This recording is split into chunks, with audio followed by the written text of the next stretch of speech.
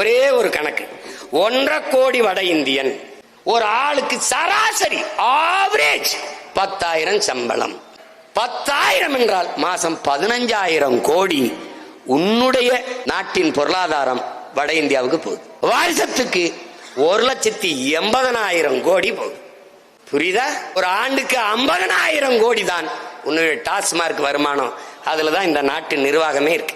இது இவனுக்கு கவலை கிடையாதுரா. அவன் சொல்றானே அவர்கள் இந்தியர்கள் இல்லையா, அவனை கூட்டிட்டு வந்துடா, இந்த கோவை தெற்குல வச்சிங்க வா, அவர் இந்தியர் தான், அந்த காவிரியில தண்ணி தர மாட்டேங்கிறான், அவனும் இந்தியர் தான், நானும் இந்தியர் தான், கொஞ்சம் வாங்கித்தான். முதலமைச்சரே சொல்றாரு, எங்களுக்கு வேண்டிய நிதியை மத்திய அரசு தரமாட்டேங்குது, வாத்தியாருக்கு சம்பளம் கொடுக்க முடியல, என் தம்பி அன்பில் மகேஷ்லாம் அழுகிறாப்ல. இந்த இந்தியன்கிறால போயிங்க please, we are all Indians, please அந்த பணத்தை கொஞ்சம் வாங்கி கொடுங்க. இந்த பரதேசி பயில பச்சை மட்டை வச்சு வெளுத்து விடணும்டா.